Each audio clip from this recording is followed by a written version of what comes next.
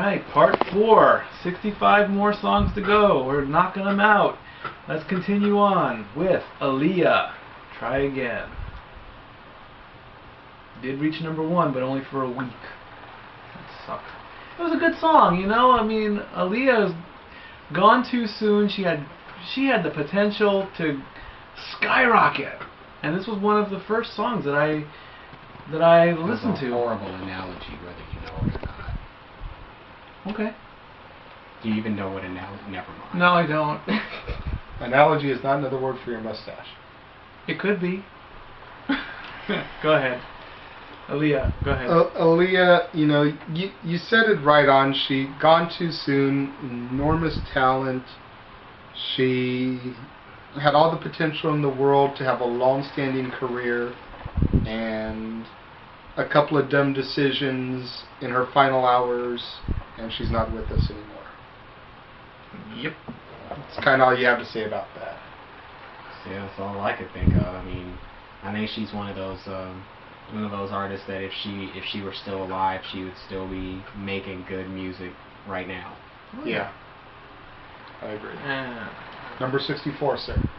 J-Lo and Ja Rule, the I'm Real remix. It hit number 1. It hit number 1 twice. It went on for 2 weeks, went away, and came back. The hook. So you're saying it went on and on? Is that what you're saying, Mikey? Kind of, yeah. Kind of. Okay. Okay. All right. Yeah. And this song was also got a little bit of controversy because J-Lo dropped the N-bomb. Yeah, she did. That's racism. And that's wrong.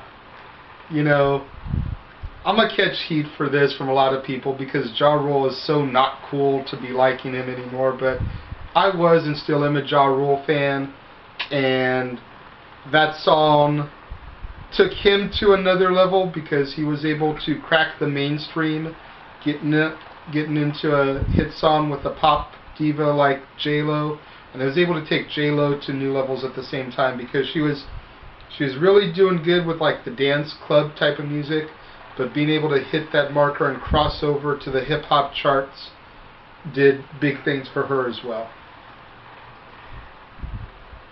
Jennifer Lopez is one of those people that I have a problem with, not because of her music, but because of her fucked up attitude. Okay. If you have to make a song called I'm Real and you have to make a song called Jenny from the Block, guess what, hun? You're not real and you're not from the fucking block anymore. Okay? You probably wouldn't be caught dead around the block you grew up on anymore. So let's not fool anybody, okay?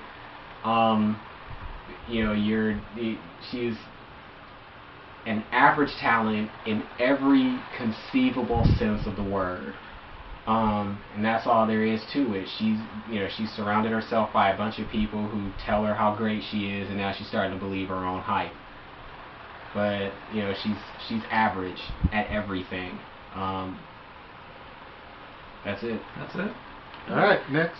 63, Andrew WK's Party Hard. Good rocker song. Good headbanging song. What's so Bruce funny? has got... No, it's nothing. I really like Andrew WK because he just does not give a fuck. Yeah, look at the album cover. I mean, him with a busted nose. And anybody who hires Obituary's lead guitarist for his touring band is alright in my book. So, Andrew WK, you are the man. Andrew WK, though, and especially with his 2 big songs, you know... What was the other one? She Is Beautiful. There you go. It comes back to Interchangeable Rock. Both those songs sound identical. And those were his 2 big songs. I mean, he's had other songs since then, but I defy the average music fan to tell me what they're called. Moving on. Bruce over here probably knows because he just said that he's an Andrew WK fan. But I defy the average music listener to tell me a song of Andrew WK's except for She's Beautiful and Party Hard. Actually, I can't. Okay. I'm just cool with him because he hired Obituary's lead guitar player. And that makes him good by as a you. touring band. I mean, hey, that's cool. That's cool enough with me. Okay. Obituary needs more But Party exposure. Party Hard is a good song. Yeah, it is a good party rocker. There you go. 62, Avril Lavigne's Complicated. Oh, boy. See, I said this when we were watching the countdown. I think that, again, same thing with Ludacris, same thing with other bands, Other great songs that she's released that deserve to be in the countdown, Overcomplicated. It may have been her breakthrough single, but Skater Boy, I'm With You, Girlfriend, all came out to the 2000s, and in my opinion were all better than Complicated. I agree. Did you actually use Avril Lavigne and great songs in the same sentence? Oh, My personal Really? opinion, I like her. You did? Really? Yeah. Really? She's not punk. She is not the image that she tries There's to the fucking portray. news flash for the day. Avril Lavigne's not punk. She is not the image that she tries to portray herself She to should be. I be will punk. give Next you that. story, next thing we're going to talk about is how wet water is, because I bet you didn't know that shit either, did you? Mikey, she was punked, remember? Yeah, she was. She was punked hard in that parking garage. Yeah. Ashton got her so good. It was a So- good episode. She's not the image that she tries to portray herself to be, and I will give you that. But I'm With You is probably the closest, and that's probably the closest thing to what she actually is. yeah, Okay. 61, Kelis' Milkshake. One of the most annoying songs. You heard everywhere you turned. That's only because you ain't never had nobody offer you their milkshake. oh, not too soon, not too soon. Stat Boy approved. I hang my head on that one. He's Never been invited. Never been invited to the yard. He just Hadouken you on your own show, Mikey. Yeah, God he damn did. it. Yeah. Um, Whenever I hear that song, I think of the intro to Date Movie, and Allison Hannigan in the fat suit, shaking around to that song. It just I remember makes me it. fall out laughing. I every remember time. it got used in a Jack in the Box commercial or a Carl's Jr. commercial promoting their milkshakes are 100% made with ice cream. That goes to show the impact of the song. If you're talking about movies and fast food joints, that goes to show you exactly what an impact that song made. Enough said. Yeah. Next. Next. Keisha's TikTok is number 60. Tick If you have to tock, put a- tick tock, we have to fix the cuckoo clock. Tick tock, tick tock, we have to fix the cuckoo clock. You have to invoke the mouse. That TikTok is better than hers. And that came out in the 2000s. Why isn't that on the list? I don't make the list, I just rant on it. Wasn't that made last year? You're not even really doing that much ranting, sir. I'm okay with that. It came out this year, or 2009, sorry, Yeah. 2009. The last year of eligibility, and where is it ranked? I meant 60th. I meant Mickey Mouse. When did that when did that come out? Was it 2010? No. Who knows? Nothing? Choosing between Kesha's music and volunteering to be a guinea pig for one of Jigsaw's traps in Saw.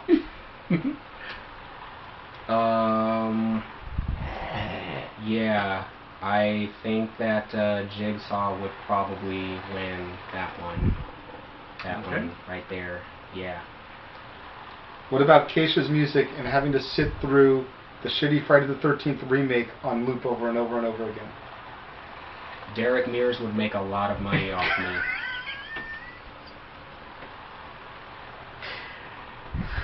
I love That my brothers says it very all. much. 59, Justin Timberlake, Cry Me a River. You're probably going to do that after watching the show. I'm already doing it on the inside. Cry Me a River was It's all his fault. He came up with the idea. Cry Me a River was an awesome song because everybody who heard it knew who it was about. And they started crying? No. Most people started laughing. Ah. Tasty beverage? I think it's that time. Okay. And I'm sorry, but Newfound Glory's cover was better than Justin Timberlake's. Yes? I honestly just feel that it finally showed that broad has a human side. She can be human. She's not infallible. She's not some superhero. Britney is human after all. And who was her bounce back? She went from Justin Timberlake to K-Fed.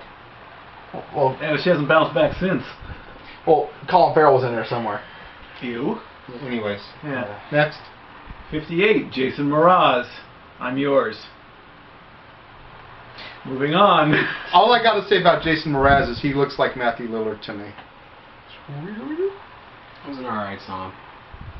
I really don't care anymore. Just kidding. 57, Mary J. Blige, Family Affair. I don't even remember it. Mary J. Blige plus a Dr. Dre beat equals an instant club hit. Next. 56. DMX's Party Up. Great video, great song. I liked it. And we're moving on. Some of these songs, like, I've got nothing to say except I like it. I can't really break down. I mean, you can't really break down DMX Party Up because yeah, DMX made it. He did a perfect job of breaking down DMX. He broke down himself. I mean, how many times was he arrested in the 2000s? more times than he had hits. There you go. You know, it's a good song. It's a great video. I've said that a few times. I was thinking of Cat Williams bit.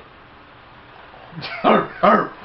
Hey, little bitch. The accident number 7. Arr, arr. Go and make me a sandwich. He really talks like that. Damn. Wow. 55, The Killers, Mr. Brightside. Somebody ought to kill them. Would that be a Brightside? Be my Brightside. It's a catchy pop hit. Nothing more you can really say about it than It that. was just, I mean, how many of those songs are about, you know, being jilted, you know, by your girlfriend or whatever, or just unrequited love, that kind of thing. It's like, okay, I mean, we've all felt it as part of the human experience. You could at least make a decent damn song about it. 54, Nora Jones, Don't Know Why. There we go. I don't know why. I know it's a good song, I just don't know why. Nora, what are you trying to tell us? Nora Jones is awesome. I love Nora Completely Jones. underrated. 53, Blink-182's All the Small Things. That should be top 50. It's a great party song. It should be top 50 if for no other reason but for all the bands that they lampoon in that video. And most All of the the boy bands that they bands. lampoon in that video are in the top 50. So by default they should be too. Makes perfect sense. 50. Did you want to say anything on that? Okay, fine. 52. Shakira and Wyclef Jean. Hips don't lie. Her certainly don't. We're going back to the ass shaking song. There we go. Shakira is one of those. I mean, she's a great artist. She's a great songwriter, and she's really, really nice to look at. Oh yes, absolutely. But she sounds like Grover.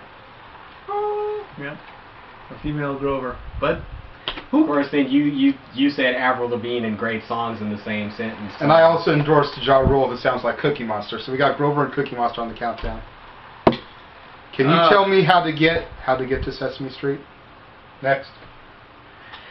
well, should be there. Follow Shakira's hips, you can get there. Exactly. 51. Natasha Bedingfield's Pocketful of Sunshine. Reminds me of a shampoo commercial. I do not want to go to the Pechanga Resort and Casino, Take and me no away. song that you play will make me change my mind. I didn't even know it was a real song until I heard it. I was riding in somebody's car, and she was playing this song, and I said, wow, that's a real song? I thought it was just something that was written for a commercial, so, yeah. And That's it very what it all- much sounds like it is. It is. They use Sounds it like for a so commercial many jingle. ads. Let's go ahead and cut it right there because we are about to enter the top 50 songs of the 2000s, I agree. and we'll see you in a minute.